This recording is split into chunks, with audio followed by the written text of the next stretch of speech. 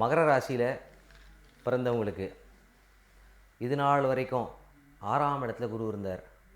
பொதுவாகவே மகர ராசிக்கு குரு கெடுதலான ஒரு பொசிஷனில் இருந்தார்னா நிறையா கெடுதல்களை பண்ணுவார்.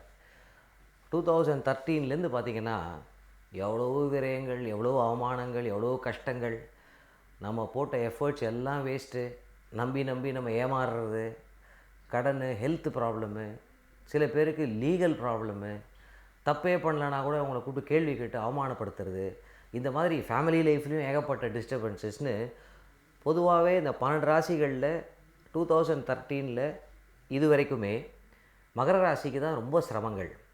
10ல் சனி ராகு இருக்குது, நல்லது இருக்குது அப்படின்னு சொல்லியிருந்தா கூட ப்ராக்டிக்கலி உங்கள் லைஃப்பில் பார்த்தீங்கன்னா ரொம்ப சிரமங்களை பார்த்துருப்பீங்க. அப்படிப்பட்ட உங்களுக்கு இப்போ நடக்கக்கூடிய இந்த 2014 இருக்கக்கூடிய குரு பயிற்சி இருக்குது பாருங்கள், அது ரொம்ப பெரிய ஒரு யோகங்களையும் வெற்றிகளையும் கொடுக்கக்கூடிய ஒரு டைமுங்க. 7ஆம் இடத்துல குரு உச்சனாரார், உங்களோட திடவீர பராக்கிரமஸ்தானத்தையும் பார்க்குறார், உங்களோட லாபஸ்தானத்தையும் அவர் பார்க்குறார்.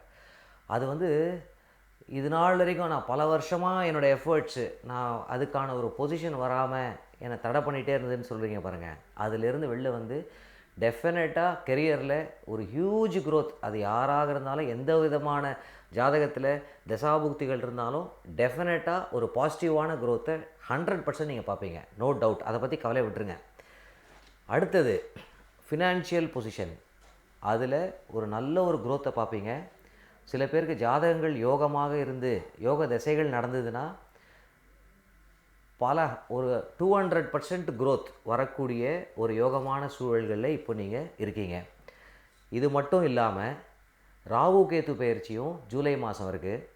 அவர் கேத்து 3ஆம் இடத்துக்கு வரார். 3ஆம் இடத்துல கேத்து வந்தார்னா வெற்றிகளை ஈஸியாக கொடுக்கறதுக்கான உபாயங்களை கொடுப்பார். அப்போ இவ்வளோ வருஷங்கள் நம்ம இருந்து நம்மளோட கான்டாக்ட்ஸு, நம்மளோட எஃபர்ட்ஸு, அதுக்கு எல்லாத்துக்கான rewards and benefits and financial growth அது வரத்துக்கான டைமில் தான் இப்போ நீங்கள் இருக்கீங்க. இது மட்டும் இல்லாமல் உங்கள் ராசிக்கு அதிபதியாக இருக்கக்கூடியவர் சனி பகவான். சனி பகவான் தான் இருக்கிறதுலையே ரொம்ப நேர்மையும் நியாயமும் இருக்கக்கூடியவர்.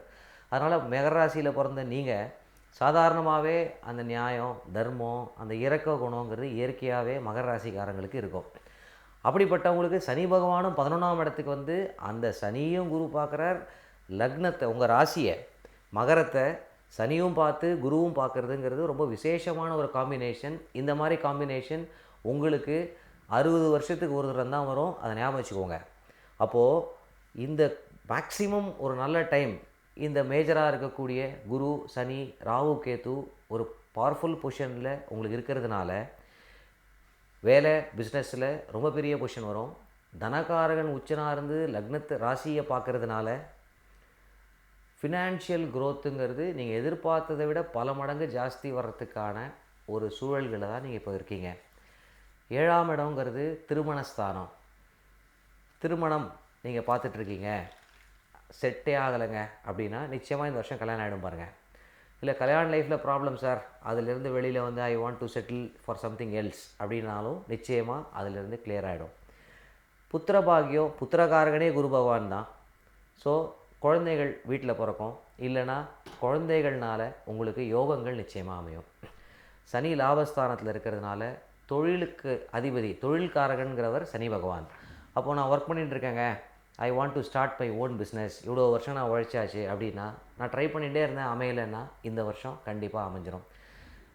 கெரியரில் ரொம்ப பெரிய ஒரு க்ரோத்துன்றது நிச்சயம் உண்டு. பர்சனல் லைஃப்பை பற்றி கவலை விடுங்க.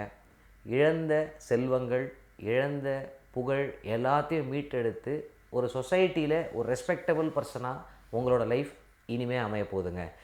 அடுத்த வருஷம் குரு பயிற்சியை பற்றியும் நீங்கள் கவலைப்பட வேண்டாம். ஏன்னா சனி பகவான் 11ஆம் இடத்துலேயே உங்களுக்கு இருக்கிறதுனால பல வெற்றிகளை அடுத்த ஒரு 2 வருடங்கள் நீங்கள் நிச்சயம் பார்ப்பீங்க. அதனால் நம்ம என்ன பண்ணணும்னா, நல்ல நேரம் நடக்கும்போது அதை மேக்ஸிமம் யூஸ் பண்ணிக்கணும்.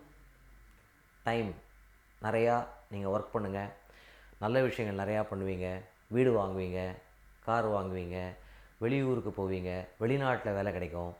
படிப்பு, அதில் தடைகள் இருந்தால் அதை நீங்கி ஒரு ஹையர் எஜுகேஷன்லாம் கம்ப்ளீட் பண்ணுவீங்க.